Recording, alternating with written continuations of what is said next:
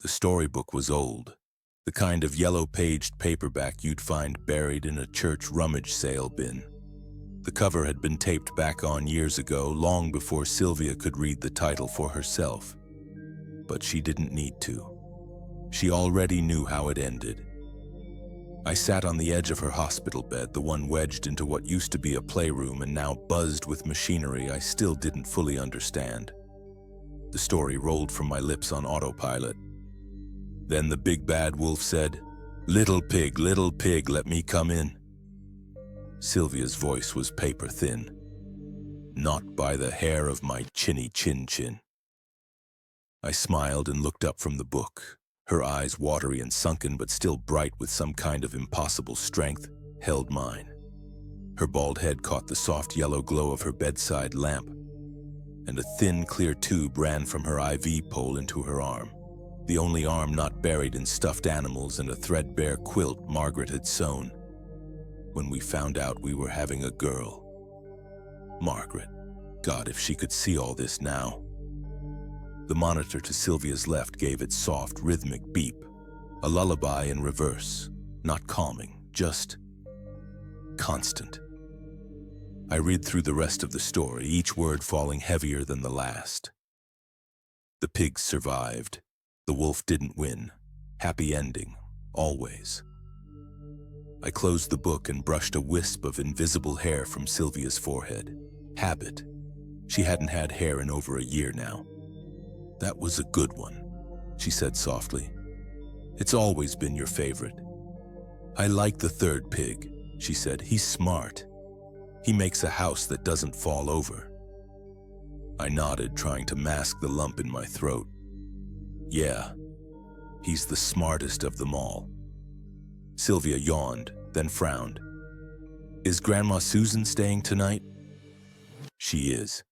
She looked away, lips puckering. "Why can't you stay?" I sighed and kissed her forehead, lingering there a moment longer than usual. "I've got to work, sweetheart." "You're always working." Then came the cough. Deep, hacking, cruel, her tiny hands clenched at the quilt. I reached for the suction tube, but it passed quickly. Just a cruel reminder. I stroked her hand, smiling down at her with everything I could scrape together. "I'm trying really hard not to work more, baby." Her face softened. She turned away, snuggling deeper into the blanket. "Okay." I sat there for another minute, just watching her. The slight rise and fall of her chest. The beep, beep, beep from the monitor. The pale light on her face. Her skin was translucent now, like her blood didn't know where to hide. My mom, Susan, would be in soon. She stayed over most nights now. I don't know what I'd do without her. Probably lose my mind entirely. I worked construction during the day, long, back-breaking hours in the cold Wisconsin wind. Then came the deliveries. Grub Runner, Food Hop, Dine Dash, whatever app was paying. I spent most evenings ferrying burgers and pad thai to apartment complexes that all looked the same. The debt. It was like being buried under wet cement.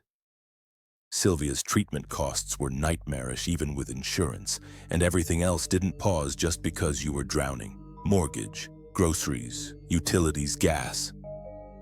There were days I swore the air cost money too. I slept in snatches, lived in overdrive. Every moment I wasn't working, I felt like I should be.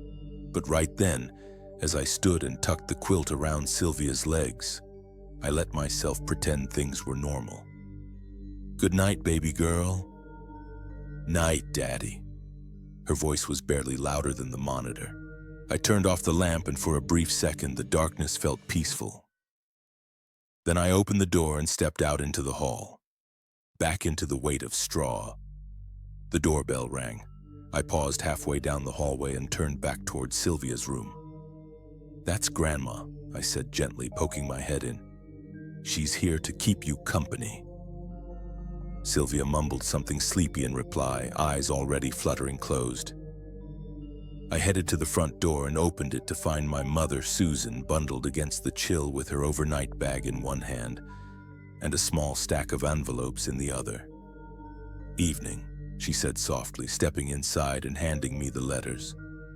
"Got the mail for you." "Thanks, Ma," I said, taking them from her. She gave me a once-over and pursed her lips. "You look tired." "I am," I said, holding up the stack. "And I don't get to sleep much while these keep showing up." Her eyes lingered on the envelopes, face creasing with a mixture of concern and resignation. She gave my shoulder a gentle squeeze. "I'll go check on her," she said. I nodded, thumbing through the letters as she made her way upstairs. I could hear her soft footsteps creaking along the old hardwood as she headed to Silvia's room. Bills. Bills. Another bill. A grim parade of due dates and balances I couldn't meet. Then one envelope stood out. It was cream-colored, thick, not the usual stark white of medical statements. In the upper left corner, printed in silver ink, was a stylized logo. A darkened moon with a sliver of light just beginning to eclipse it. Eclipse Indemnity Corporation, addressed to me. I stared at the logo for a long moment.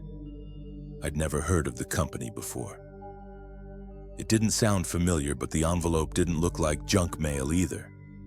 I pushed the stack of bills aside and tore the flap open carefully. Inside was a letter. The opening lines made my stomach drop. "We offer our sincerest condolences for the tragic loss of your home and beloved child, Silvia, in the recent house fire. Enclosed, you will find the settlement documents related to claim number 7745-A. I blinked, reading it again, sure I'd misunderstood. But the words were there, printed in elegant serif type. The death of my child, the destruction of my house, a fire that had never happened. My heart beat faster, my lips curled in a grimace. What kind of sick scam was this? Then my eyes landed on the settlement amount. $300,000 for the wrongful death of Silvia. $500,000 for the destruction of the house. A check slid out from between the folds of the letter, perfectly printed and crisp, made out in my name. $800,000. My hand trembled as I held it. The paper felt real. The signature, the watermark, the routing information, all of it looked legitimate. It wouldn't last forever, not even close. But maybe I could stop delivering food until 2 in the morning. Maybe I could finish my degree, get a better job, with benefits. Maybe I could be home more. Take Silvia to her appointments, actually be there. My mind ran wild with possibilities, wheels spinning on a road that hadn't existed 5 minutes ago. "Frank!" I jolted. Susan stood in the kitchen doorway, holding up a bag of lemons. "I brought some fresh ones. Mind if I make lemonade?" I blinked at her. Yeah, sure, that's fine." She smiled and turned toward the counter. "What's that you're holding?" she asked casually. "Oh, nothing," I said quickly. "Just one of those fake checks they send out, to get you to trade in your car or refinance or something."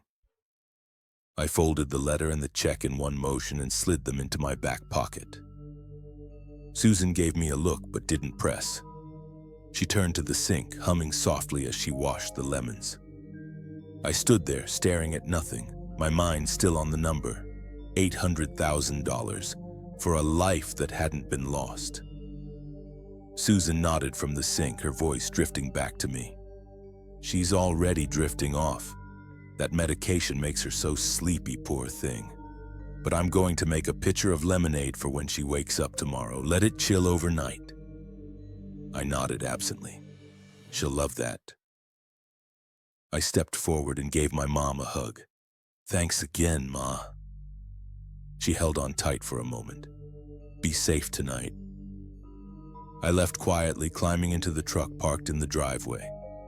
Once inside, I pulled out the check again and stared at it under the dome light. It had to be a scam. I didn't even have insurance through any Eclipse Indemnity Corporation. Hell, I didn't have homeowner's insurance. I didn't have life insurance for myself or for Silvia. I thought about tearing it in half, raising it to the edge of the steering wheel, pressing it just enough to crease. smiled, but I couldn't. I couldn't bring myself to do it. So I drove, house to house, door to door, smelling like fries and grease by the time the clock crawled toward 3 a.m. My hand still checked my pocket between orders, feeling the folded slip of paper there, the weight of what it promised, the sick feeling of what it implied. By the time I turned back onto my street, I'd made a decision. I'd go to the bank first thing in the morning, see if the check was even real. The bank opened at 8. I was waiting in the parking lot at 7:45, holding a paper cup of gas station coffee that I hadn't touched. I stepped in as the doors unlocked and made my way to the counter. The teller was a young woman with kind eyes and a tired smile. I handed over the check without ceremony. Her smile faltered as her eyes scanned the numbers. She looked up at me. "I'm going to need to check with my manager on this. One moment." She disappeared into the back, check in hand.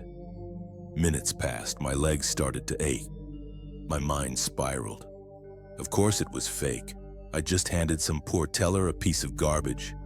Probably thought I was a scammer.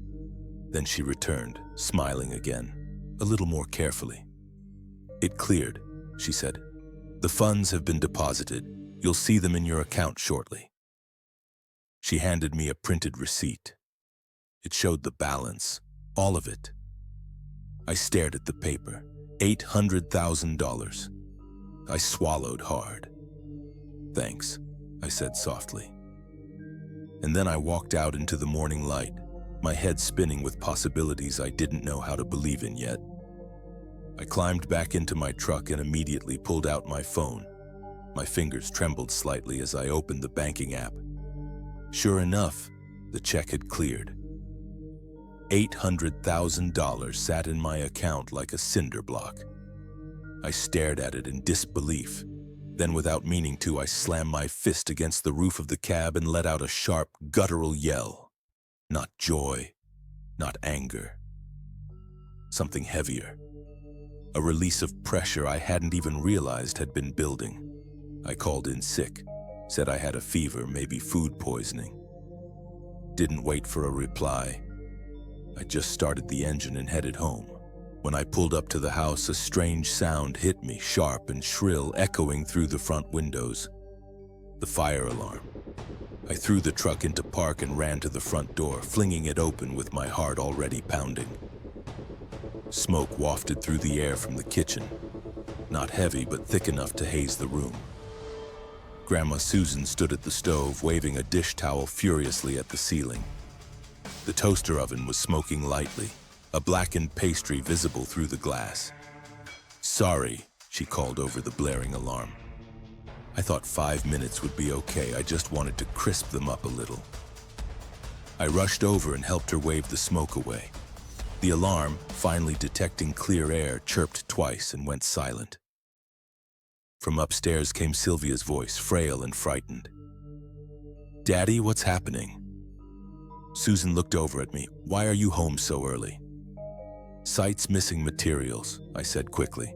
"They sent us home." It was a lie. A clean, easy one. I didn't have the energy to explain the truth. "I'll go up with you," she said gently. We climbed the stairs together and found Silvia sitting upright in bed, clutching her stuffed lamb. "Hey," I said, crossing the room and kneeling beside her. "Just a silly mistake downstairs. Grandma left the toaster on too long." Silvia's eyes were wide, rimmed with worry. "Was it a fire?" "Nothing like that," I said, pulling her into a tight hug. The kind of hug only a dad could give when he thought he'd almost lost everything. "Just a burnt breakfast, that's all." She nodded against my chest. "Okay." Then she pulled back, smiling sleepily. "I'm glad you're home." I kissed her forehead. "Me too, sweetheart. Me too." I turned to Susan, who had stayed quietly in the doorway. "I think I'm going to take the day," I said. "Catch up on bills, maybe just be here for a while." Susan smiled, her face softening with that motherly warmth. That sounds like a wonderful idea. You could use the rest. She went back downstairs and poured 2 glasses of lemonade, one for me, one for Silvia, before packing up her things. Before she left, she hugged us both tightly. I set up my laptop on a folding tray in Silvia's room while she flipped on her favorite cartoons. While she watched, giggling at some slapstick moment on screen, I quietly pulled up account after account and began chipping away at the mountain. Electric, phone, credit cards, medical bills. I paid them off in full, one after another. Each click lifted a weight off my chest, but with every cleared balance came a strange, crawling unease. That fire downstairs, was it really just an accident? Or had it started because I cashed that check? I tried to shake the thought, but it lingered like smoke behind the eyes. Silvia seemed more alert than usual. Her medication hadn't kicked in yet, and she was drawing something on the tray next to her bed with thick crayons. When she finished, she held it up with both hands, beaming. It was a picture of her and me. She had long, wavy hair, and I was wearing a bright yellow hard hat. We were holding hands in the backyard under a blue sky. "I want to do that again someday," she said. "Be outside, without all the wires." I kissed her forehead again, heart squeezing. "One day, I promise. We'll be out there." She nodded seriously, folding the drawing and tucking it beside her bed. "I'm glad you're home today. I miss you when you're gone." I swallowed. "I miss you too, sweetheart, but you know what? I might not need to work as much anymore." Her eyes lit up. "Really?" I nodded. "Really?" She threw her arms around me and squealed with delight. While she napped, I applied for the next semester at the local university. Just 2 semesters shy of finishing my degree. Tuition paid in full. It felt surreal, like planting roots after drifting too long. That night, I let Silvia pick dinner. She pointed to a local pizza place she'd only seen once, the kind that did gourmet pies and only allowed pickups. She just wanted a plain cheese pizza, of course. I ordered it. For once, I wasn't the one delivering someone else's dinner. I was ordering my own to be delivered. It felt strangely empowering, like I'd crossed some invisible threshold. Expensive, sure, but tonight felt like a moment worth marking. We ate on paper plates in bed, the glow of cartoons still dancing on the screen. Silvia barely made it through 2 slices before her eyelids started to flutter. Her medication pulled her under in gentle waves. I kissed her goodnight and pulled the blanket over her chest. She was already asleep. I stepped into my room, lay down on the bed, and stared at the ceiling. For the first time in what felt like forever, my muscles relaxed. Sleep came quickly, but it didn't last. The fire alarm blared. I jolted upright, my heart thundering in my chest. Then I heard it, Silvia's scream, high-pitched and full of terror, coming from her room. I was out of bed and sprinting down the hall before I even registered moving. Smoke curled out from beneath her door. I grabbed the handle, already hot to the touch, and threw the door open. "Silvia!" I screamed. A wall of heat hit me like a truck. The moment the door opened, the backdraft exploded. Fire burst outward, roaring like a beast unleashed. The flames swallowed my daughter's screams, turning them into echoes of agony. The blast knocked me off my feet, slamming my head hard against the wall. Then nothing. When I opened my eyes again, I was on my back in an ambulance. The ceiling lights flickered overhead. Oxygen tubes, the scent of burned plastic and char. The wailing sound wasn't a siren, it was Susan. I tried to sit up, but a paramedic pressed me down gently. "You've got to stay still, sir. You've been burned pretty badly." I winced, groaning, pain flaring along my arms and neck. My skin felt tight and seared. "Where's Silvia?" I gasped. "Where is she?" Another paramedic, older, his eyes grim, stepped over. I turned my head, trying to see past the doors. The house was just bones now, a skeleton charred black against the early morning sky. "I'm sorry," the paramedic said quietly. We couldn't get to her in time. The firemen think it started in her room. Electrical short from the medical equipment. There was nothing anyone could do. The words didn't register, couldn't. I screamed, cursed, fought against the straps holding me down until the pain overwhelmed me. I should never have cashed that check. None of this should have happened.